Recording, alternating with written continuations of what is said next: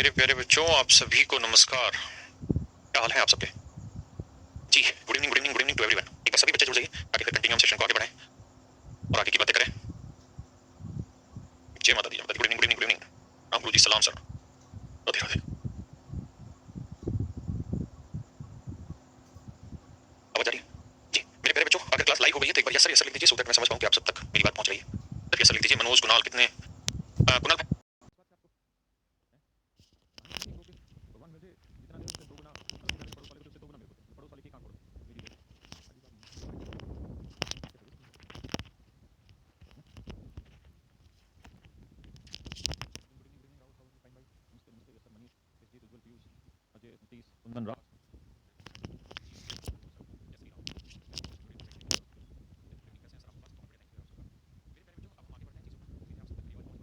होंगे मेरी अवस्था। आइए अब छोटी छोटी कुछ बातें समझ लेते हैं, उसके बाद चर्चा को आगे बढ़ाते हैं। देखिए मेरे दोस्तों, सभी बच्चों तक आवाज आ रही है? Very good. मेरे प्यारे बच्चों, स्टडी को हम दो हिस्सों में बांटते हैं। एक तो जिसे हिंदी में हम कहते हैं समझना, एक होता है कॉन्सेप्चुअल नॉलेज, और दूसरा होता है मेरे बच्चे यूज ऑफ समझ, द यूज ऑफ नॉलेज। यानी जो कॉन्सेप्चुअल नॉलेज आपने ली है उसको आप यूज करना सीखें। तो पढ़ने के दो स्तर होते हैं हर एक स्तर पर, या फिर से कमेंट उठ जाते हैं बच्चों को। लाइव चल तो रही है ना क्लास? तो ठीक है, नहीं बटे कमेंट नहीं रुकने चाहिए। ठीक है जी, कॉन्सेप्ट फीलिंग लग दी क्या? तो छोड़ यार, मुझे खुद नहीं पता सही है कि गलत है। स्क्रीन कट रहा है? नहीं ऐसा तो नहीं है, स्क्रीन तो नहीं कटना चाहिए। कट रहा है? नहीं ठीक तो आ रहा है यार, स्क्रीन तो नहीं कट रहा है, ऐसा तो नहीं है। जी हाय सुगंध, ठीक है भाई। जी जी जी सत्यम भाई। तो मेरे प्यारे बच्चों, मैं आपसे कहना ही चाह रहा था कि पढ़ने के दो लहजे होते हैं या दो तरीके होते हैं किसी भी चीज़ को पूर्णतः पढ़ने के लिए। एक तो उस चीज़ के बारे में हम अपनी बेसिक समझ तैयार कर लें जिसे हम कॉन्सेप्चुअल नॉलेज कहते हैं, और दूसरा फिर हम उस समझ का इस्तेमाल करना शुरू करते हैं। इन दो चीज़ों की जरूरत हमको पड़ती है। मान लीजिए हम छोटी क्लास में थे, तो छोटी क्लास में थे तो हमने गिनती सीखी, धीरे धीरे नंबर की पहचान करना सीखा। फिर जैसे जैसे बड़ी क्लासों में पहुंचते चले गए तो इस्तेमाल तो आज भी आप उसी गिनती का कर रहे होते हैं, है ना, उसी काउंटिंग का कर रहे होते हैं, उसको आपको यूज करना धीरे धीरे स्टार्ट कर रहे होते हैं। तो ऐसे ही पढ़ाई के दो ही तरीके हैं। पहले जो कोचिंग होती थी वो सिर्फ और सिर्फ मेरे बच्चों इसी चीज़ की कोचिंग होती थी कि भाई हम आपको कॉन्सेप्चुअल चीजें समझाएंगे, एक एक बात बहुत बारीकी से समझाएंगे, उसके बाद बिंदास हो जाएंगे, आपको हर चीज समझ में आने लगेगी। लेकिन इस बात को नहीं समझाते थे या उसकी जरूरत महसूस नहीं होती थी एक स्टूडेंट के लिए कि टीचर ही उसकी प्रैक्टिस कराए। लेकिन जमाना बदल गया है, कंटेंट फालतू से फालतू अवेलेबल हो रहा है, तो अब हम कोचिंग में ये बात भी ध्यान रख रहे हैं कि बच्चा अपने उस कॉन्सेप्चुअल पार्ट का यूज कैसे करे, उस बात को भी समझते हैं। तो हम हर एक चैप्टर के बारे में डिटेल डिस्कशन यहाँ तो करेंगे ही करेंगे, साथ ही साथ उस पर जितने भी प्रीवियस ईयर में क्वेश्चन आए हैं उन सारे क्वेश्चन की हम प्रैक्टिस भी आपको यहाँ पे कराएंगे, सो दैट जो आपने पढ़ा है उस चीज़ के बारे में आप अपनी नॉलेज का यूज कर पाएं कि जो आपने पढ़ा है क्या वो सही मायने में बिल्कुल तार्किक है या गैर तार्किक चीज़ पढ़ी हुई। तो मेरे प्यारे दोस्तों, कोई भी चैप्टर स्टार्ट करेंगे तो उसकी शुरुआत हम यहीं से करेंगे कॉन्सेप्चुअल पार्ट से। तो उससे आखिरी पार्ट होता है उसको यूज करना, वो खुद ही करना चाहिए स्टूडेंट को। लेकिन जैसा मैंने कहा कि अब हर चीज़ टीचर पर उसके दे रहा है, तो ये काम भी अब हम करते हैं और आपको हर एक बैच की मतलब हर एक चैप्टर की प्रैक्टिस वीडियो भी यहाँ पे मिलेगी, प्रैक्टिस भी आपको कराइए। अब मेरे प्यारे बच्चों, सीधी मुद्दे की बात पे आते हैं। देखिए यार, कोई भी जनरल कंपटीशन हो, कोई भी कंपटीशन हो, चाहे आप बैंक का ले लें, चाहे आप अपना स्टेट लेवल का ले लें, चाहे आप सीडीएस ले लें, चाहे आप एसएससी ले लें, चाहे आप रेलवे ले लें, लगभग हर एक एग्जाम में कुछ टॉपिक बड़े कॉमन से होते हैं और लगभग हर एक जगह वो उतने ही रहते हैं। कुछ एग्जाम में उनकी गहराई बहुत ज्यादा होती है, कुछ एग्जाम में उनकी गहराई बहुत कम ही रहती है ना।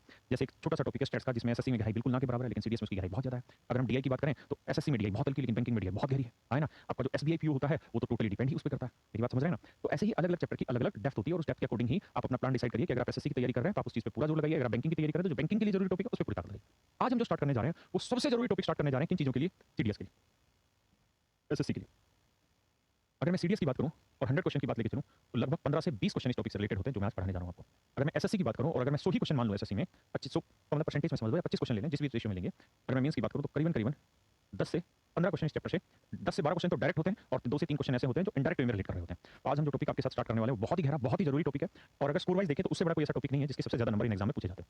हाँ, आज जो टॉपिक हम स्टार्ट कर रहे हैं इसका बैंकिंग में बहुत कम पोर्शन यूज होता है, लेकिन अगर आप स्टेट बोर्ड में जाएंगे तो वहाँ अच्छा खासा पोर्शन यूज होता है। तो मेरे प्यारे बच्चों, आज हम जो स्टार्ट करने जा रहे हैं वो करने जा रहे हैं ज्योमेट्री। आज हम करने जा रहे हैं ज्योमेट्री। बैंकिंग में नहीं आता बिल्कुल।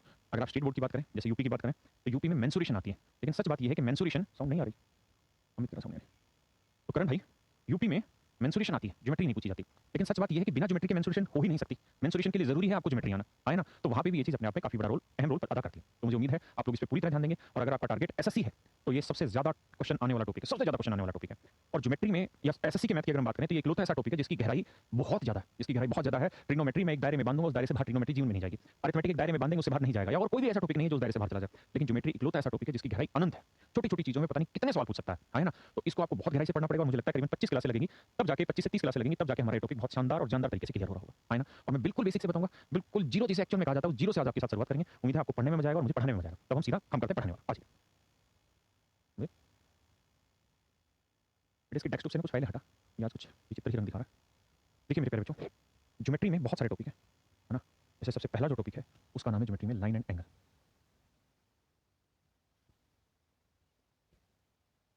हिंदी में कहते हैं रेखा तथा कोण।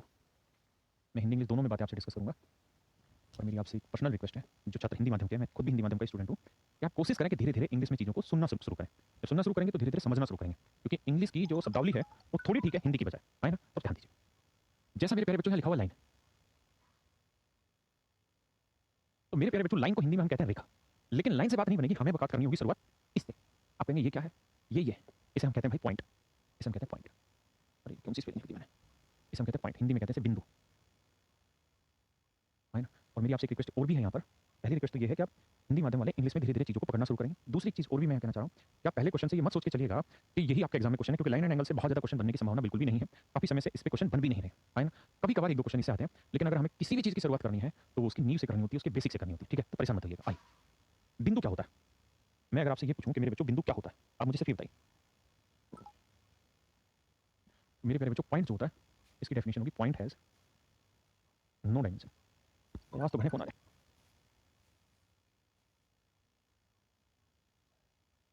Point has no dimension. Dimension को हिंदी में कहते हैं विमाएं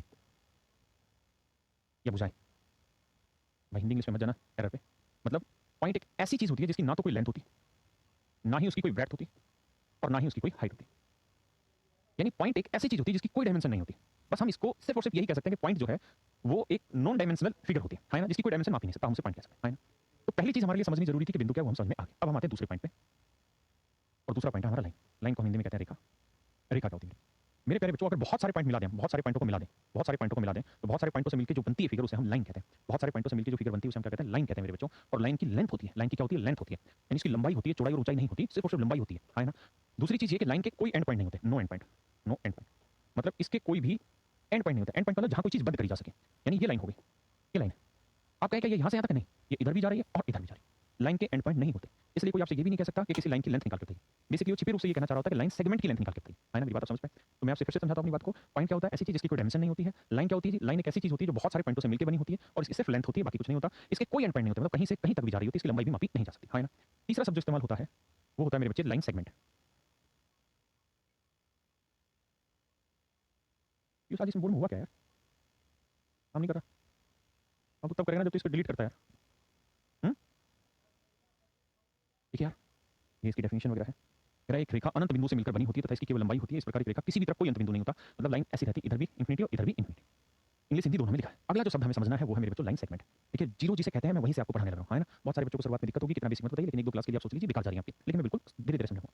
अगला मैं आपको बता रहा हूं लाइन सेगमेंट। लाइन सेगमेंट जो होता है वो एक लाइन होती है, जैसे ये लाइन, ये तो हुई लाइन। अगर मैं यहाँ पे एक पॉइंट बना दूं, यहाँ पे एक पॉइंट बना दूं, तो ये ए मान लिया, ये बी मान लिया, तो ये होगी मेरी लाइन सेगमेंट। लाइन सेगमेंट होती है जिसके दो एंड पॉइंट हो, यानी अगर किसी लाइन के दो एंड पॉइंट बन जाए तो मेरी लाइन सेगमेंट कहलाती है। जैसे एक एंड पॉइंट यहाँ हो गया, एक एंड पॉइंट यहाँ हो गया, तो अगर मुझे लेंथ निकालनी है तो मतलब यहाँ से यहाँ तक की जो दूरी होगी वो मेरी इसकी लेंथ कहलाएगी। ये मेरे बच्चों मेरा क्या कहलाता है, लाइन सेगमेंट। अगला पॉइंट होता है जी रे। रे को कहते हैं किरण। रे का मतलब आप जानते हैं जैसे सूरज से निकलती किरण, कोई जिसका एक सोर्स होता है लेकिन कहाँ जा रही है वो नहीं पता होता। तो रे एक ऐसी लाइन होती है जिसका स्टार्टिंग पॉइंट तो है कि भैया ये यहाँ से स्टार्ट हुई है, लेकिन इसका कोई एंड पॉइंट नहीं है, इसलिए इंफिनिटी तक जाएगी।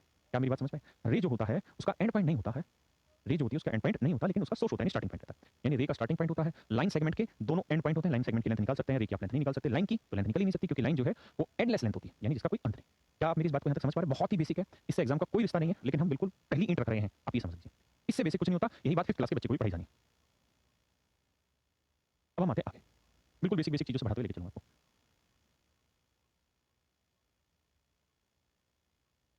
देखिए मेरे बच्चों, एक नाम होता है कुलीनियर पॉइंट्स। क्या होता है जी, कुलीनियर पॉइंट्स। हिंदी में कहते हैं संरेख बिंदु। क्या कहते हैं जी, संरेख बिंदु।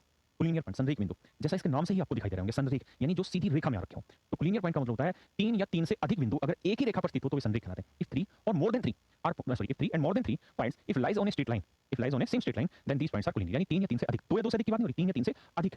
और कोई भी चीज नोट नहीं करनी आपको, कतई भी नहीं। ये सारी की सारी चीजें आपको एडिटिव बैच के बाद आपके बैच में डाउनलोड वाले कोर्स में अवेलेबल हो जाएगी, ठीक है। क्लीन नहीं आ रहा है, क्लीन आ रहा है, किसी किसी के नेट की दिक्कत हो सकती है, उस वजह से आपको ऐसा महसूस हो रहा है, लेकिन ऐसा है नहीं। फिर भी आप सुन के समझने की कोशिश करिए। जैसे ये तीनों पॉइंट इसी स्ट्रेट लाइन पे लाई करने लगे, जब तीन या तीन से ज्यादा पॉइंट एक स्ट्रेट लाइन पे लाई करते हैं तो तीनों के तीनों पॉइंट मेरे बच्चे क्या कहलाते हैं, कुलीनियर पॉइंट कहलाते हैं, संरेख बिंदु कहते हैं हिंदी में। और अगर मैं कहूं कि यार ये कोई स्ट्रेट लाइन है, एक पॉइंट यहाँ लाई कर रहा है, एक पॉइंट यहाँ लाई कर रहा है और एक पॉइंट यहाँ, तो बताओ क्या ये तीनों कुलीनियर है। तो आप कहेंगे जी कुलीनियर नहीं है, ये नॉन कुलीनियर पॉइंट है। तो अगर तीनों पॉइंट तीन या तीन से ज्यादा पॉइंट एक सीधी रेखा पे लाई नहीं करने लग रहे तो फिर हम कहने लग जाएंगे वो नॉन कुलीनियर पॉइंट। समझ गए। अरे काम कर नहीं रहा पीयूष। अब आते हैं आगे, अगला होता है जी कंकरेंट लाइन। क्या होता है मेरे बच्चे, कंकरेंट लाइंस। हिंदी में हम कहते हैं संपाती रेखाएं। कौन सी रेखाएं? संपाती रेखाएं। हमारे टीचर इसको पढ़ाते थे जिनका पति एक हो, ऐसी रेखाएं, मतलब जो सारी एक ही बिंदु से होकर गुजरती हो। जैसे ये लाइन भी इसी पॉइंट से होकर गुजरी, ये वाली लाइन भी इसी पॉइंट से होकर गुजरी, ये वाली लाइन भी इसी पॉइंट से होकर गुजरी। लेकिन इसके लिए भी कंडीशन वही है कि तीन से ज्यादा लाइनें जब किसी एक ही पॉइंट से होकर गुजरती हैं, तो ऐसी लाइनों को हम कंकरेंट लाइनें कहते हैं, ऐसी रेखाओं को हम संपाती रेखाएं कहते हैं, यानी जिनका पथ एक हो, जिनका रास्ता एक हो। मेरी बात समझिए। लेकिन इसके लिए भी कंडीशन वही है, 3 या 3 से ज्यादा रेखाएं होनी चाहिए। लीनियर पॉइंट्स के लिए भी सेम कंडीशन है, 3 या 3 से ज्यादा पॉइंट होने चाहिए सेम स्ट्रेट लाइन पे। क्या मेरी बात समझ पाए? क्या लिखते हो प्लीज आप? अच्छा, ध्रुव कह रहा है कि सर ऊपर का टिक मार्क करते हो आप। भाई वो नहीं बताऊंगा, टोना टोटका।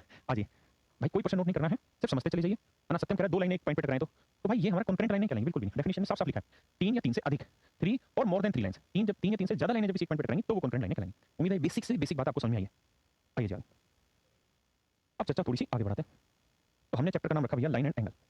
Line and angle. देखिए जो बच्चे कह रहे हैं कि सर व्हाइट बोर्ड लगाओ, तो इस बात को समझिए कि थोड़ी देर के बाद आपकी आंखों में दर्द होने लगेगा व्हाइट बोर्ड से। ब्लैक बोर्ड से आंखों से आसान होगा पढ़ना, ठीक है? दीपक भाई कोई जबरदस्ती नहीं है कि एडवांस में हमें आता है कि नहीं आता, आप शुरुआत में बहुत अच्छे से पढ़े हैं कि नहीं पढ़े, कोई फर्क नहीं पड़ता। अब बिल्कुल जीरो से पढ़ा रहे हैं, बस अब पढ़ लीजिए, है ना? पहले नहीं पढ़े, मार दो गोली, अब पढ़ लेते हैं। लेकिन आपको एक्सक्यूज नहीं होना चाहिए, क्योंकि मैंने 6th क्लास से ही उठाई है सारी चीजें। देखिए जी, मैंने लाइन के बारे में हल्का-हल्का सा विचार दिया आपको कि भाई लाइन के बेसिक इंट्रोडक्शन दिया क्या क्या होती है। अब बात कर लेते हैं जी एंगल की कौन की। देखिए मेरे दोस्त, ये कोई रे है, अगर एक और रे हम यहाँ पे खींचते हैं, यानी किरण है, एक और किरण हम खींचते हैं, इसको हम बेसिकली इनिशियल लाइन कहते हैं और इसको हम टर्मिनल लाइन कहते हैं। और देखिए आप सबसे प्रार्थना है कि आप लोग कोशिश करिए कि इंग्लिश में चीज़ों को पढ़ा जाए। मैं खुद हिंदी माध्यम का छात्र हूँ, लेकिन मुझे समझ इंग्लिश आने लगी धीरे-धीरे, क्योंकि यहाँ आसान होगी चीज़ें। ये इनिशियल लाइन, ये टर्मिनल लाइन, यानी जब दो रे हों और उनका एक कॉमन सोर्स हो। उनका क्या हो मेरे बच्चे? कॉमन सोर्स हो। इस कॉमन सोर्स को ही हम कॉमन वर्टेक्स कहते हैं। कॉमन वर्टेक्स कहते हैं, है ना? तो जो एक रे दूसरी रे पे झुकाव जो बना रही है, उस झुकाव को हम जो बोलते हैं वो बोलते हैं मेरे बच्चे कोण। क्या बोलते हैं? कोण। मैं इसे थीटा से डिनोट करूँ, अल्फा से डिनोट करूँ, किसी भी चीज़ से डिनोट करूँ, ये मेरा कहलाता है मेरे प्यारे बच्चों कोण। क्या किसी भाई मित्र को कोई दिक्कत है यहाँ तक में? अगर कोई आपसे पूछे कोण क्या होता है, तो एक रे जब दूसरी रे पे कोई झुकाव तैयार करती है, तो उस झुकाव का नाम हम क्या कहते हैं? कोण कहते हैं। इसमें कॉमन वर्टेक्स होता है, एक इनिशियल लाइन होती है, टर्मिनल लाइन। इनिशियल स्टेज पे कोणों को कुछ भागों में बांटा गया है, उन भागों पे हम चर्चा कर लेंगे। आपको कतई लिखने की जरूरत नहीं है, बस आप सुनते चले जाइए, उतना ही मतेरा है आपके लिए और मेरे लिए। देखिए मित्र, पहला होता है एक्यूट एंगल, न्यून कोण हिंदी में कहते हैं। यानी जब कोई कोण 90 डिग्री से छोटा हो और 0 डिग्री से बड़ा हो, तो हम ऐसे एंगल को एक्यूट एंगल कहते हैं। अगला है मेरे बच्चे राइट एंगल, समकोण। क्या है मेरे बच्चे? समकोण राइट एंगल। तो राइट एंगल होता है जब कोई कोण 90 डिग्री बना रहा हो। जब ये कोण 90 डिग्री बन रहा होगा, तो इसे हम मेरे बच्चों क्या कहते हैं? राइट एंगल कहते हैं। क्या कहते हैं मेरे भाई? राइट एंगल कहते हैं, है ना? एक बार सीडीएस ने करीबन 2008 में ऐसा बोल दिया था कि इसका नाम पूछ लिया था, इसको बोलते हैं रेफरेंस लाइन। बहुत पुरानी चीज है, इसे रेफरेंस लाइन बोलते हैं और इसे परपेंडिकुलर लाइन बोलते हैं।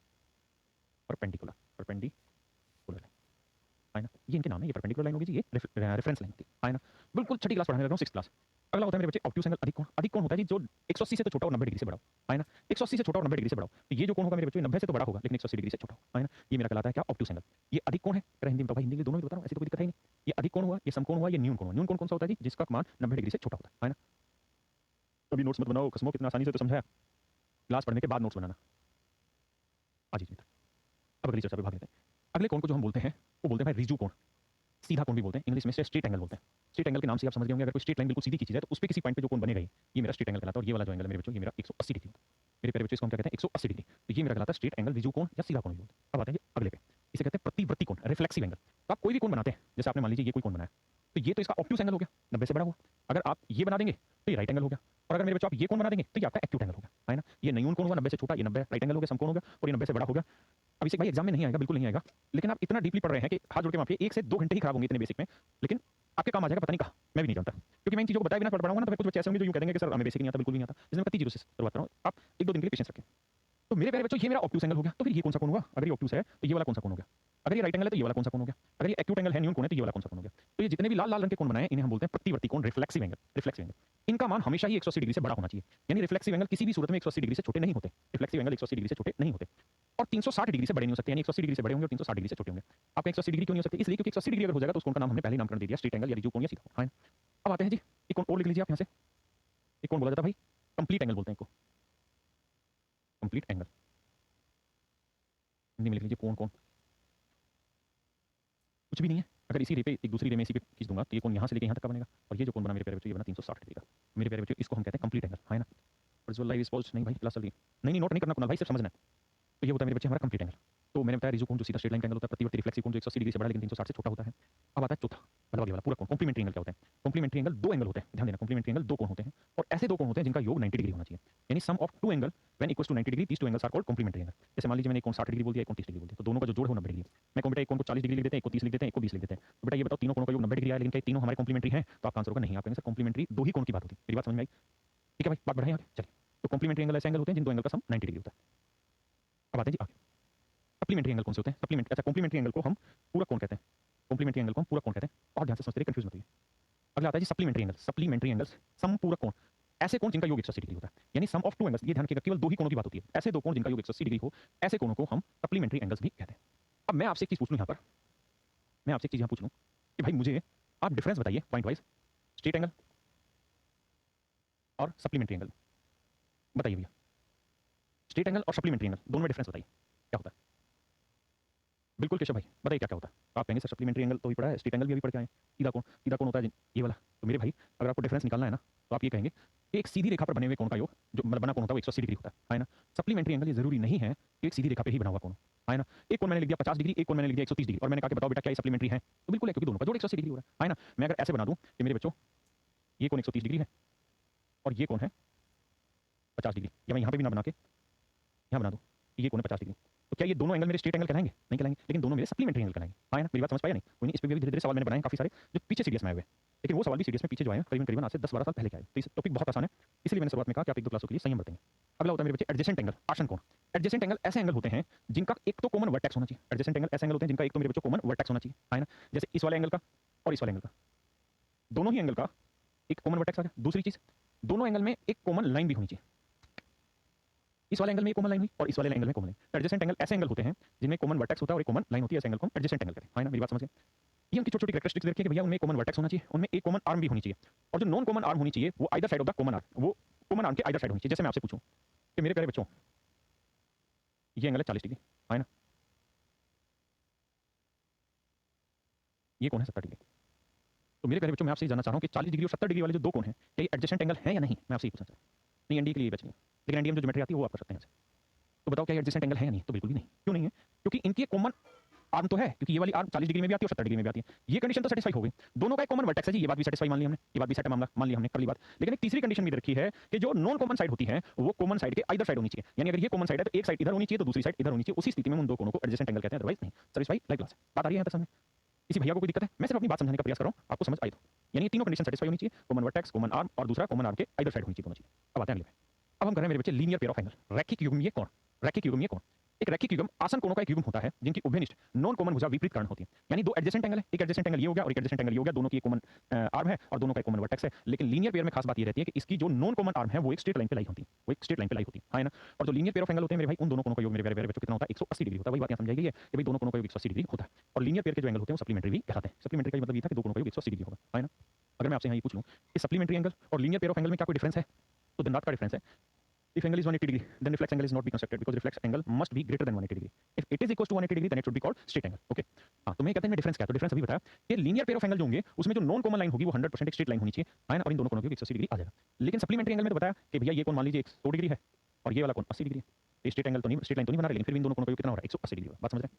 अब हम आगे बढ़ते हैं। अब आइए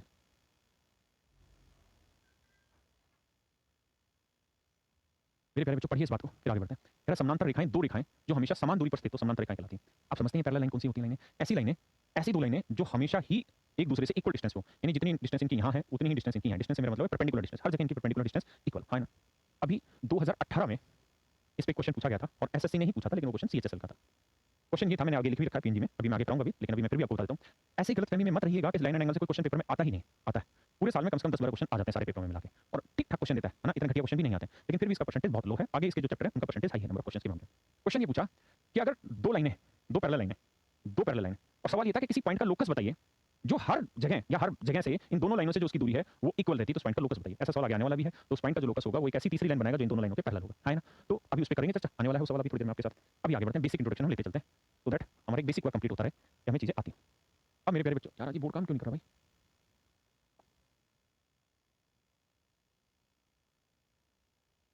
मेरे प्यारे बच्चों कुछ बातें और समझिए छोटी मोटी। क्या मैंने बताया कि कॉम्प्लीमेंट्री एंगल क्या होते हैं और सप्लीमेंट्री एंगल क्या होते हैं।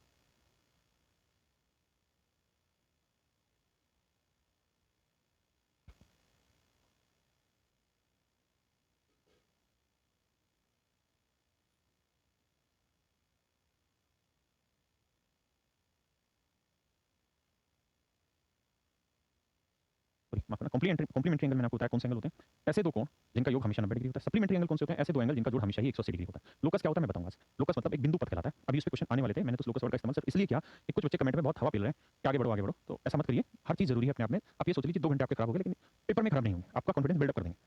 ठीक है, देखो यार मेरी बात समझो, ये तो आपके ऊपर डिपेंड करता है। दो देश हैं, एक भारत देश है, एक जापान है। भारत में एक राज्य गुजरात, और गुजरात में एक क्षेत्र है भोज करके, और एक होगा जापान। मेरे प्यारे बच्चों, दोनों ही भूकंप प्रभावित रहते हैं। मुझ में भी बहुत सारे भूकंप आए हैं। एक तो भूकंप आपको भी पता है बहुत भयंकर था, और जापान में अक्सर आते रहते हैं। अब भूकंप से बचने के दो तरीके होते हैं। क्या?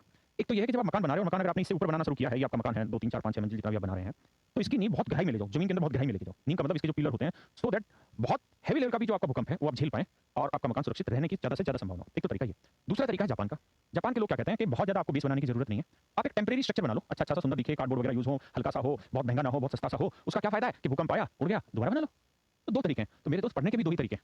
या तो आप बहुत हल्का सा बना लो और आगे बढ़ जाओ, टूट गया, पेपर में सिलेक्शन नहीं हुआ तो दोबारा फिर से बना लेना अगले साल है। ये मिस्त्री आपको हर साल यही मिलेंगे, क्योंकि मिस्त्रियों का धंधा यही है। या फिर मेरे बच्चों, आप अच्छे से नींव मजबूत कर लो, चीजें बिल्कुल बेसिक से बेसिक को समझ लो, भूकंप रोधी बना लो, है मतलब अपनी स्टडी को इतना डेप्थ में लेके चले जाओ कि आपसे कोई भी चीज एग्जाम में मिस ना हो। और मेरी ये बात हो सकती है बहुत सारे छात्रों को ऐसा लग रहा हो कि ये सार्थक नहीं है, यादपूर्ण नहीं है, लेकिन मैं मैथ का टीचर और मैथ के संदर्भ में यादपूर्ण है। मैथ 100% तैयार किया जा सकता है, बाकी कोई चैप्टर 100% तैयार नहीं किया जा सकता। अगर आप चाहें तो मैथ की नींव को बहुत मजबूत किया जा सकता है, और मैं उसी काम पे कर लगा हुआ हूं। ठीक है, बाकी आपकी इच्छा। और उस गुजरात जापान को बहुत गहराई में मत जाना। तो देखिए यार, मान लीजिए मैंने आपको कहा कि 30 डिग्री है, तो मेरे भाई 30 डिग्री का कॉम्प्लीमेंट्री एंगल बताओ क्या होगा। तो आप कहेंगे यार ऐसा एंगल जो 30 में जोड़ के 90 डिग्री बना दे, क्योंकि कॉम्प्लीमेंट्री होता है ऐसे दो कोण जिनका योग 90 डिग्री हो। तो अगर ये 30 है और मैं कुछ कॉम्प्लीमेंट्री बताऊं तो आप कह दोगे जी 60 डिग्री लिख दो, 60 और 30 90 हो गया, है ना मित्र? मेरी बात समझ रहे हैं? मैं आपको कहूं कि यार 20 डिग्री का कॉम्प्लीमेंट्री बताओ क्या होगा, आप कहोगे बड़ा आसान है, 20 डिग्री ऐसा कौन सा कोण लूं कि जोड़ इन दोनों का 90 हो जाए, तो 90 में से 20 घटाए 70 आ गया, है ना? मैं आपको कहूं 45 डिग्री ले ले भाई, अब बता इसका कॉम्प्लीमेंट्री क्या है? आप कहोगे कॉम्प्लीमेंट्री ऐसा कोण होगा जब इन दोनों कोणों का योग 90 ला दे, तो ये 45 है तो 90 में से 45 गई 45 आ गया, है ना? मैं कहूं जी 80 डिग्री ले लो, आप कहोगे जी दो कोणों का जोड़ 90 डिग्री होना चाहिए, तो 80 तो 90 में से गए कोण 10 आ गया, है ना?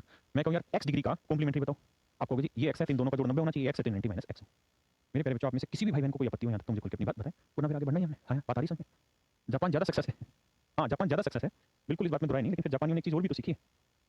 ये मुसीबतें आएंगी, आपको लड़ना है, दोबारा उठना है, फिर लड़ना है, फिर उठना है, फिर लड़ना है, फिर उठना है, और हमेशा आगे बढ़ते रहना। लेकिन क्या हम उन शर्तों के लिए तैयार हैं?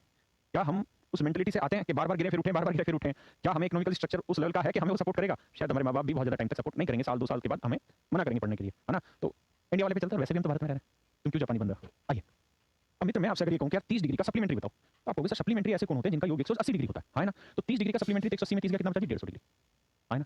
मैं कहूं 20 डिग्री का सप्लीमेंट्री बताओ, तो 180 में से 20 घटाया 160, यानी मेरे बच्चे 160 और 20 दोनों आपस में सप्लीमेंट्री एंगल, है ना? मैं कहूं 45 डिग्री का सप्लीमेंट्री बताओ भाई क्या होगा? हाँ भाई शुभम बिल्कुल, 45 डिग्री का सप्लीमेंट्री बताओ क्या होगा? तो 180 में 45 घटाओगे बचेगा 145 या 135 डिग्री। ये मेरे प्यारे बच्चों हमारा सप्लीमेंट्री हो गया। मैं आपसे कहूं मेरे भाई 80 डिग्री का सप्लीमेंट्री बताओ क्या होगा? तो आप कहेंगे सर दो कोणों का योग 180 हो जाएगा तो दोनों सप्लीमेंट्री कहलाएंगे। अगर एक 80 है तो दूसरा फिर 100 डिग्री लेना पड़ेगा, उस कंडीशन को सप्लीमेंट्री बनेगी, है ना? मेरी बात समझ रहे हैं? अब मैं आपको कहूं कि यार x डिग्री का, मेरे भाई किसका x डिग्री का सप्लीमेंट्री बताइए। x डिग्री का सप्लीमेंट्री निकालना है तो 180 होता है, 180 में से x गया तो 180 डिग्री माइनस x। ये मेरे प्यारे बच्चों मेरा सप्लीमेंट्री एंगल। किसी भाई को यहाँ तक कोई आपत्ति हो तो मुझे बताएं। हाँ जी नीरज जी, आप सबका कमेंट विजिबल है, परेशान हो। बढ़े आगे, अब जरा एक बात समझिए मेरी, तो मुझे भी समझाइए कि किसी एक एंगल का अगर मैं कॉम्प्लीमेंट्री एंगल निकालूं और सप्लीमेंट्री एंगल निकालूं, तो कॉम्प्लीमेंट्री और सप्लीमेंट्री का जो डिफरेंस है ना वो हमेशा क्या आएगा ये चेक करते हैं। तो 60 में 90 जोड़ा तो 50 आया, 70 में मैं क्या जोड़ूं कि 160 है तो 90 जोड़ दो 160 आ गया, 45 में 100 क्या जोड़ूं कि 135 है 90 जोड़ो, 90 माइनस x में मैं क्या जोड़ूं कि 180 माइनस x हो जाए 90। यानी मेरे प्यारे बच्चों यहाँ से आपने शायद एक बात गौर की होगी कि किसी एंगल के कॉम्प्लीमेंट्री एंगल और सप्लीमेंट्री एंगल के बीच का जो डिफरेंस होता है वो मात्र 90 डिग्री का होता है। मतलब सप्लीमेंट्री एंगल जो होता है वो कॉम्प्लीमेंट्री एंगल से 90 डिग्री बड़ा होता है ना? मैं इस शब्द को दूसरे तरीके से समझाना चाहता हूं आपसे। मैं आपको ऐसे कहना चाह रहा हूं कि मान लीजिए कोई नंबर है a, मान लीजिए कोई नंबर है a, है ना? मैं आपसे कहूं कि मेरे बच्चे इसका जो कॉम्प्लीमेंट्री एंगल है वो इसके सप्लीमेंट्री एंगल से कितना कम है, तो आप कह देंगे जी कि इसका कॉम्प्लीमेंट्री एंगल इसके सप्लीमेंट्री एंगल से 90 कम है, यानी सप्लीमेंट्री से 90 डिग्री घटा देंगे तो कॉम्प्लीमेंट्री आ जाएगा, है ना? मेरी बात समझ पाए या नहीं? जैसे मैं आपसे कहूं कि मान लीजिए कोई एंगल है 40 डिग्री, ठीक है 40 डिग्री, और मैं आपको कहूं कि भाई इसका सप्लीमेंट्री एंगल बताओ कितना होगा, आप कहेंगे 140 डिग्री। अब मैं आपसे सिर्फ ये पूछना चाहूंगा कि इतनी इंफॉर्मेशन के आधार से बताइए कि इसका कॉम्प्लीमेंट्री क्या होगा। तो आप कहेंगे जी कोई बड़ी चीज नहीं, इससे 90 डिग्री घटा दोगे तो इसका कॉम्प्लीमेंट्री निकल के आ जाएगा, 140 से 90 क्या आ जाएगा 50 डिग्री, यानी 50 डिग्री से इसका कॉम्प्लीमेंट्री। ये मैं आपको समझाना चाहता हूं। हमारा भाई लाइव तो है, क्लास रुक रही है बीच में, ठीक चलिए और कमेंट करें। तो फिर से मैं अपनी बात दोहराता हूं, मैंने ये कहा कि किसी भी एंगल का सप्लीमेंट्री एंगल जो होता है उसके कॉम्प्लीमेंट्री से 90 डिग्री बड़ा होता है ना? अब हम धीरे धीरे इन्हीं बातों पे चर्चा कर लेंगे हल्की हल्की सी, और बेसिक से क्वेश्चन को उठाने का प्रयास करते हैं। पढ़िए जी ऐसा पहला सवाल।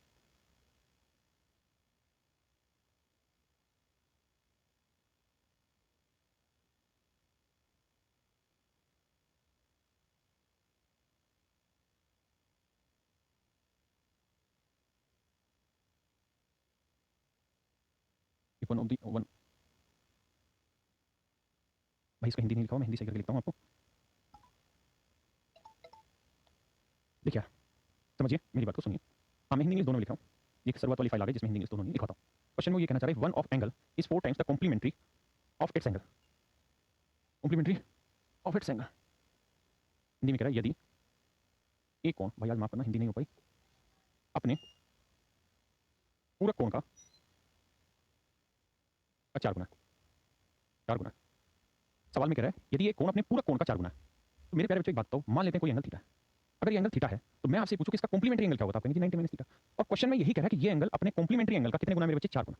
यही बात कह रहा है कि ये एंगल अपने कॉम्प्लीमेंट्री एंगल का 4 गुने के बराबर है, यही बात कहने लगा। तो सोल्व करोगे, थीटा आया, ये 360 आया, ये -4 थीटा आया, ये इधर आएगा प्लस का हो जाएगा 4 और 1 5 थीटा बराबर 360 डिग्री आया।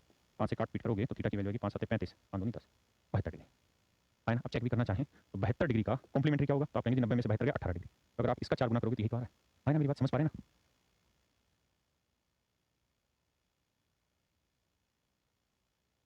आइए जी, हिंदी में कह रहा है, पहले आप पढ़ लीजिए फिर मैं इसकी हिंदी समझा देता हूँ। ये 7-8 सवाल इनकी हिंदी नहीं हो पाई है, आगे से ध्यान रहेगा, बाकी आगे के सारे सवालों की हिंदी है। देखिए मेरे बच्चे, क्वेश्चन में कह रहा है कि यदि इसी कोण का पूरा कोण 45 डिग्री है तो कोण ज्ञात करिए। तो आप समझिए कि 45 डिग्री है और मैं अगर आपसे इसका कॉम्प्लीमेंट्री एंगल पूछूं तो भी क्या होगा, 90 में से 45 या 45 डिग्री ही तो हुआ। तो मैं यही पूछ रहा है कि 45 डिग्री का कॉम्प्लीमेंट्री एंगल क्या होगा, यानी 45 डिग्री होगा। मतलब 45 में मैं क्या जोड़ दूं कि 90 बन जाए, है ना। यानी एक एंगल 45 है तो कह रहा है दूसरा बताओ जो इसका कॉम्प्लीमेंट्री है, तो दूसरा 45 होगा तभी तो 90 बनेगा। अरे बस्ती उत्तर प्रदेश कितनी बार लिखेगा भाई, बताइए जी। सवाल में कह रहा है टू सप्लीमेंट्री एंगल, सप्लीमेंट्री मतलब संपूरक कोण, ऐसे दो कोण जिनका योग 180 डिग्री है। हिंदी के लिए आप कतई चिंता ना करें, आज ही ऐसा हुआ है, इसके आगे की सारी फाइलों में हिंदी भी है। दोनों ही होगा मेरे भाई, दोनों ही होगा, चिंता ना करें कतई, दोनों ही। देखिए correct to supplementary angle are डिसेंट पेंडेक्स। भाई दो कोण सप्लीमेंट्री रखे तो दो एंगल सप्लीमेंट्री कब होते हैं, उनका योग 180 डिग्री हो। यानी 7x जमा 58 जमा ये वाला कोण 16x जमा 53, इन दोनों ही कोणों का योग मेरे बच्चे कितना होगा 180 डिग्री। जोड़ेंगे तो 16 और 7 कितना है 23x, 8 और 3 11, 5 5 10 और 1 11, ये है बराबर 180 है मेरे भाई। तो अगर घटाओगे तो 23x की जो वैल्यू है वो आएगी 69, 23 से काट पीट मचाओगे तो x की वैल्यू है 3। अब मेरे प्यारे बच्चों अगर x की वैल्यू 3 है तो आपसे पूछा 5x बताइए, x की वैल्यू 3 तो 5 3 15, तो आपका आंसर आ जाएगा 15, है ना। मेरी बात समझ पा रहे हैं, बहुत आसान है, कतई सहज रूप से आगे बढ़िए करिए। सवाल में कह रहा है ratio of two complementary angle, complementary होता है पूरक कोण, यदि दो पूरक कोणों का अनुपात, मैं हिंदी साथ साथ बोल रहा हूं, आपको जो पीडीएफ मिलेगी आज क्लास के बाद उसमें हिंदी इंग्लिश दोनों होगा, चिंता ना करें। ये सिर्फ 8 सवालों में इशू है, शुरुआत वाला। Ratio of two complementary angles are 11:19, दो पूरक कोणों का योग 11:19 से दोनों कोण ज्ञात करें। करिए मित्र। राजा भाई और कैसे लाइव होते हैं, टी शर्ट बदल बदल के तो लाइव हो रहे हैं, अभी नहीं लाइव होते तो कैसे। नोट नहीं करना मेरे बच्चे, सिर्फ और सिर्फ पढ़ना है।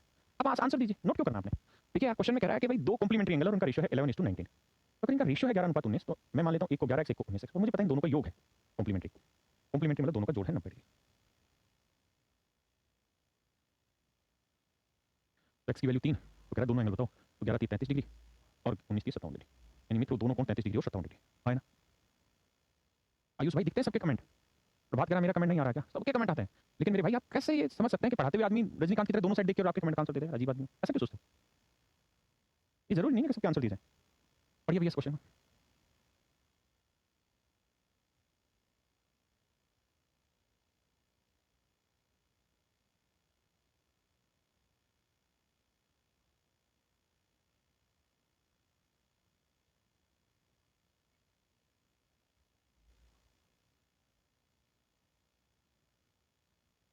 देखिए सवाल में कह रहा है कि Q1 और Q2 पूरक कोण है तथा Q1 अपने संपूरक कोण का 9/11 गुना तथा Q1 अपने संपूरक कोण का 11/9 गुना है। तो मित्र सवाल में आपसे ये पूछा जा रहा है कि Q1 Q2 के बारे में अपने विचार बताइए।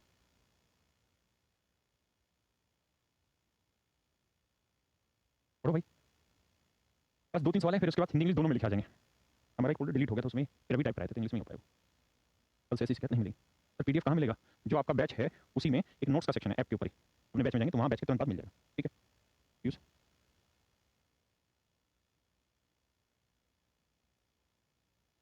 आइए मित्र, हिंदी वालों को भी शायद समझ आई होगी बात, मैं कतई डिटेल से समझाता हूँ। कह रहा है Q1 और Q2 पूरक है, अगर Q1 और Q2 दोनों पूरक हैं तो मैं इस बात को समझ सकता हूँ कि दोनों का योग 90 डिग्री है ना। अब क्वेश्चन में कह रहा है कि Q1 का सप्लीमेंट्री, Q1 अपने संपूरक कोण का, तो Q1 का सप्लीमेंट्री क्या होगा 180 माइनस Q1, है ना। अपने सप्लीमेंट्री एंगल का 9/11 गुना, यानी इसका 9/11 गुना है Q1, ऐसी चर्चा सवाल में कर रहा है। तो मेरे भाई 11 से इधर भी गुना करोगे तो 11 Q1 आएगा, इधर 9 को इनसे करोगे तो 180 गुना 9 माइनस 9 Q1, इधर लाओगे 11 और 9 20 Q1 बराबर 180 गुना 9, 20 से काटना आता है, 20 में 180 9 में 81, यानी Q1 की वैल्यू आ गई 81। अब मेरे बच्चों Q1 की वैल्यू अगर 81 है तो यहाँ रख दो 81। अब बताओ 81 में मैं क्या जोड़ दूं कि 90 बन जाए। आप खुद समझदार, आप कहेंगे भाई सर जी 9 जोड़ दो आपका काम हो गया। तो Q2 की वैल्यू है जी 9, है ना।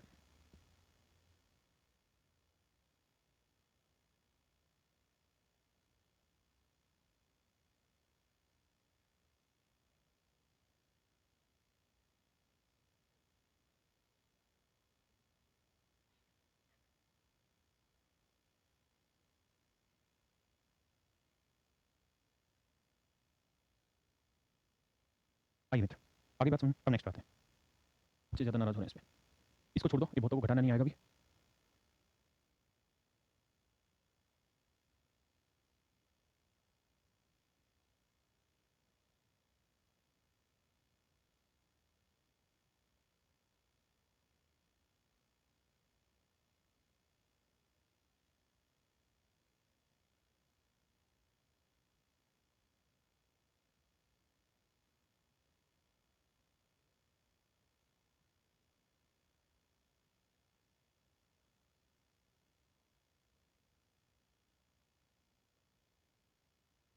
आपको ना वो हिंदी नहीं है, अब समझा देता हूँ क्या क्या सवाल ने। सवाल ने कहा है कि कोण ए व बी रैखिक युग्म के कोण हैं। रैखिक युग्म जानते हैं ना, लीनियर पेयर बताया था, जिन दो कोणों का योग 180 डिग्री होता है ना।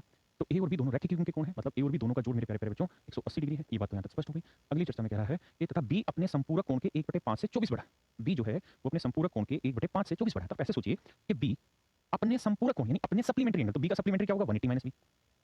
कह रहा जी इसके 1/5 का, इसके 1/5 से इसका 1/5 कर दिया, इससे 24 बढ़ा यानी इसमें 24 जोड़ देंगे तो इसके बराबर आ जाएगा। ऐसा सवाल ने कहा है ना। कहता है कोई कोण बी जो है वो अपने संपूरक अपने सप्लीमेंट्री कोण के 1/5 से 24 बढ़ा है ना। अब समझिए 5 से सबको गुणा कर देते हैं तो आएगा 5 भी, 5 से गुणा करेंगे तो कट जाएगा 180 माइनस बी, और 24 5 मेरे मित्र 120 आ जाएगा। बी इधर आएगा 6 भी है ना, 120 आएगा 300।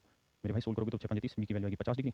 अगर बी का मान 50 आ गया तो यहाँ रख दो। तो आपको सोचो कि 50 में क्या जोड़ो कि 180 आ जाता है, आप कहेंगे 130, यानी ए की वैल्यू 130 और बी की वैल्यू 50 है या नहीं। अब पूछा ये find the complementary of half of A, तो ए कोण के आधे का, तो ए कोण कितना है मेरे भाई, आप कहेंगे सर 130 डिग्री, तो इसका आधा क्या हुआ 65 डिग्री। तो सवाल में कह रहा है इस 65 डिग्री का कॉम्प्लीमेंट्री बताओ, यानी ए कोण के आधे का कॉम्प्लीमेंट्री बताना है। हाँ मित्र, तो कॉम्प्लीमेंट्री कोण बताना है इसका, यानी ऐसा कोण बताना है जिसको इसके साथ जोड़े तो 90 डिग्री आ जाए, तो 90 में से 65 घटाओगे तो बचेगा 25। तो मेरे प्यारे प्यारे बच्चों इसका आंसर आ जाएगा 25 डिग्री है ना।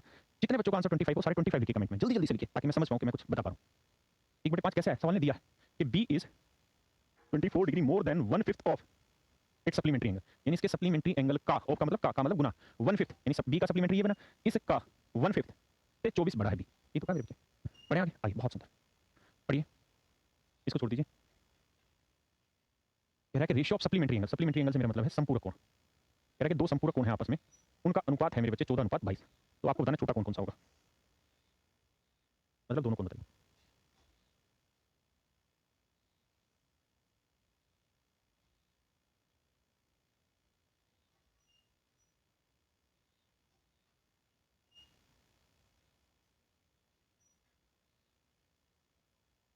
आइए मेरे प्यारे प्यारे बच्चों, एक बात बताओ आप, अगर इन एंगल का रेशियो मेरे बच्चों 14:22 है तो हम मान लेते हैं 14x/22 दोनों को जोड़ेंगे तो 14x/22 जोड़ोगे तो 4 2 6 2 1 3।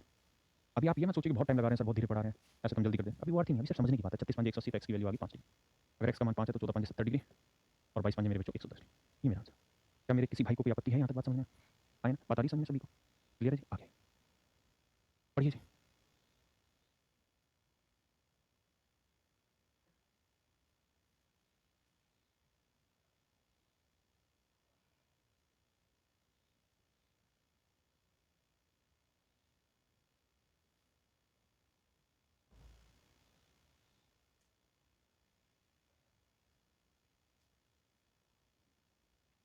देखिए सवाल क्या कह रहा है, मोटे तौर पे समझा देता हूँ आपको। प्रश्न में ऐसा कहने लग रहा है कि Q1 व Q2 संपूरक कोण है, व Q2 अपने पूरक कोण का 3/7 गुना है, व Q2 अपने पूरक कोण का 3/7 गुना है।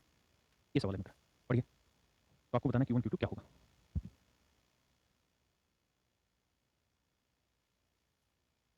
बहुत सुंदर, बताइए सभी आंसर निकालिए।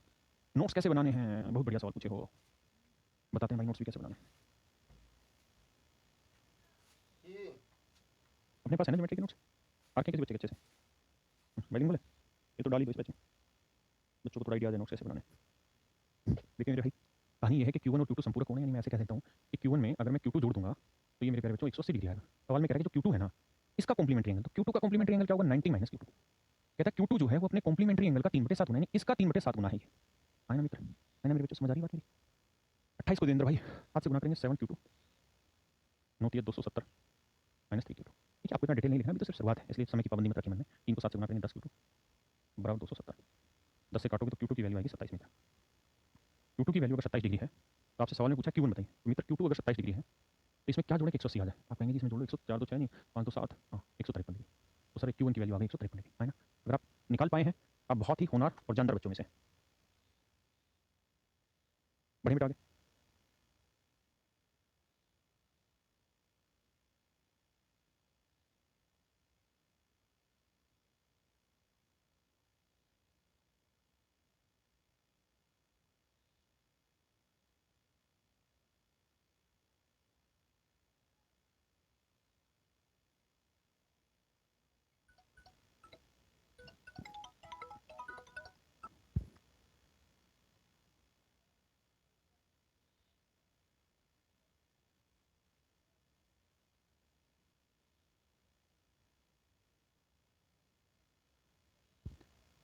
देखिए मेरे प्यारे बच्चों, सवाल पढ़ लीजिए। प्रश्न में कह रहा है कि Q1 में Q2 संपूरक कोण है, Q2 अपने पूरक कोण से 40 सही 2 3 डिग्री बढ़ा।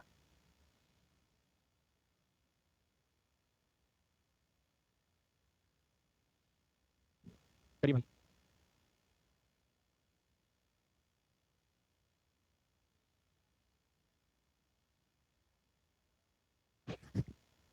कह रहा है जी Q1 में Q2 संपूरक कोण है, मतलब Q1 और Q2 दोनों का जोड़ 180 डिग्री है मित्र, पहली बात। दूसरी बात कह रहा है Q2 अपने पूरक कोण का, तो कॉम्प्लीमेंट्री एंगल बना 90 माइनस Q2 से यानी इससे 40 सही 2 3 डिग्री बढ़ा। ऐसा मेरे बच्चे सवाल में कह रहा है Q2 की वैल्यू अपने कॉम्प्लीमेंट्री से इतना बढ़ा। जब सोल्व करोगे तो माइनस Q2 तो ब्रैकेट हटा ही लेते हैं मित्र, ब्रैकेट का तो कोई सेंस ही नहीं बचा, है ना? ये तो बात समझ में आ रही है बच्चों? अभी माइनस Q2 इधर आएगा तो ट्वाइस ऑफ Q2 आ जाएगा, और 90 में 40 जोड़ेंगे मेरे भाई तो ये आएगा 9 4 13 136 सही 2/3। अगर आप समझ पाते हैं तो, अगर आप ऐसे नहीं समझ पाते हैं जोड़ना मिक्स फ्रैक्शन को तो कतई भी परेशान ना हो। आप ये देखिए कि इसको लिख क्या सकते हैं, तो आप कहेंगे 3 6 18 भाई 40 गुना 3 जमा 2 ये तो पता होगा ना, इसको इससे गुना करते हैं जमा ये जोड़ते हैं तब आंसर आता है। ये कहानी तो पता है ना? तो 3 6 18 और 2 20, ऐसे 3 4 12 और 2 14 140 है ना, बटे 3। सही है भाई मामला। अब 90 में ये चीज जोड़ोगे तो 3 9 27 270 और 140 तो 27 और 14 हो गया कितना 41, तो 410 बटे 3 ये आ गया मेरे प्यारे बच्चों Q2, है ना? किसी भाई को कोई दिक्कत है? नहीं। आप चाहें तो आप इसे 2 से काट लें, 2 दूनी 4 2 5 10 205 बटे 3, तो Q2 की वैल्यू आ गई 205 बटे 3 डिग्री, 205 बटे 3 डिग्री। अगर आप इसे थोड़ा सा ठीक से करना चाहें आसानी से ऐसे उड़ा सकते हैं सवाल को हम, मिक्स फ्रैक्शन की समझ हो तो, नहीं तो कोई जबरदस्ती नहीं है कि इधर लाएंगे 2 Q2 आएगा सर, और इसे जोड़ेंगे तो 90 और 40 आएगा 9 4 13 136 और प्लस में लिख दीजिए 2/3 जैसे भी, तो Q2 की डायरेक्ट वैल्यू आ जाएगी 2 से काट दो, 2 से कॉमन ले लो, 2 6 12 2 8 16 68 सही 1/3 ये आ गई Q2 की वैल्यू, है ना? अगर Q2 की वैल्यू ये है 68 सही 1/3 तो सवाल खड़ा ये होता है कि 100 इसमें क्या जोड़ें कि 180 डिग्री आ जाए। वो तो कोई जोड़ना घटाना नहीं आता होगा तो परेशान ना हो, जैसे आपको आता है वैसे डिटेल में कर लीजिए, इसे सोल्व कर लीजिए, है ना? जिनको आता है वो 180 से 68 की जगह 69 घटाएंगे, अगर 69 घटाएंगे तो ये बचेगा 111 और 3 में से गया तो आंसर आएगा 111 सही 2/3 ये Q1 की वैल्यू है ना मेरे बच्चे? कतई घबराने की जरूरत नहीं। आइए जी बताइए, बल्कि अब तो सारे आ जाएंगे, हिंदी इंग्लिश दोनों आ जाएंगे।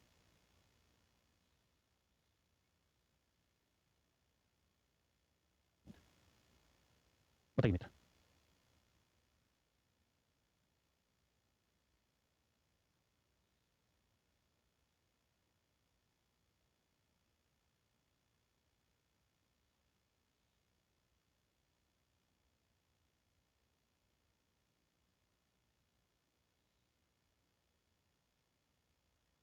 भाई आप चिंता ना करें, अभी तक बेसिक कॉन्सेप्ट था, अब हर एक क्वेश्चन में आपको साथ के साथ ऑप्शन भी मिल रहे हैं। आप ऐसा क्यों सोचते हैं?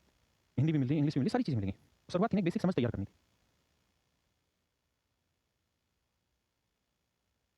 देखिए मित्र सवाल में एक सेकंड, प्रश्न में कह रहा है कि अगर x की वैल्यू 15 डिग्री है तो क्या ये दोनों एंगल कॉम्प्लीमेंट्री होंगे? चेक कर लेते हैं। अगर 15 लें तो 15 4 15 4 जब 15 चौको 60 60 और 10 आ गया मेरे भाई 70। x के लिए 15 लें तो 15 और 5 20, तो 70 में 20 जोड़ा मित्र आंसर आ गया 90 डिग्री, यही मेरा आंसर। यानी कॉम्प्लीमेंट्री है, पहली स्टेटमेंट तो बिल्कुल सही है। अब आते हैं सेकंड स्टेटमेंट में। सेकंड स्टेटमेंट में कह रहा है कि अगर y की वैल्यू 14 डिग्री लोगे तो क्या सप्लीमेंट्री होगा? तो 14 5 70 और 2 72 आया, है ना? अब यहाँ आते हैं तो 14 7 98 98 और 10 108 देखते हैं कि 180 बन रहा है, तो हाँ 108 और 2 110 70 180 बन रहा है। इसका मतलब मेरे प्यारे बच्चों दोनों ही स्टेटमेंट यहाँ सही है। अगर दोनों स्टेटमेंट सही है both 1 and 2 are correct and true. Clear है मेरी बात यहाँ तक समझ में आ रही है? हाँ रेलवे में सब आती है चीज़।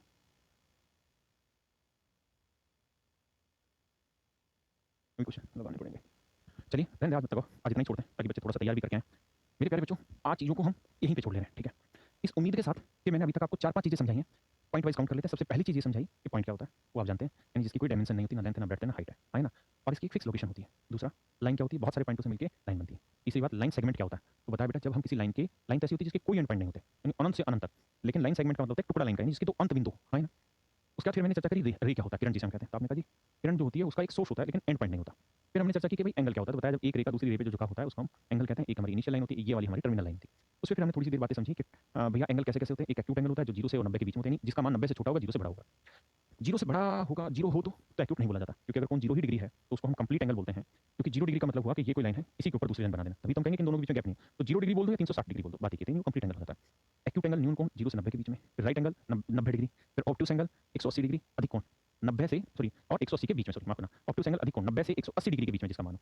फिर बताया रिफ्लेक्सिव एंगल परिवर्ती कोण, वो होता है क्या जो 180 से तो बड़ा हो लेकिन 360 डिग्री से छोटा हो, ये हमारा रिफ्लेक्सिव एंगल कहलाता है। फिर कंप्लीट एंगल की चर्चा हुई। फिर थोड़ी सी बात बताई हल्की सी पैरेलल लाइन की, क्योंकि कल की क्लास में हम पैरेलल लाइन पे चर्चा करने वाले हैं और जो इसके कुछ क्वेश्चन बचे हैं उस पे क्या होती है। फिर मैंने बताया कॉम्प्लीमेंट्री एंगल कौन से होते हैं जिन दोनों कोणों का योग 90 डिग्री होता है। फिर बताया सप्लीमेंट्री क्या होते हैं जिन दोनों कोणों का योग 180 डिग्री होता है। फिर मैंने कॉम्प्लीमेंट्री और सप्लीमेंट्री पे कुछ बातें उठाई।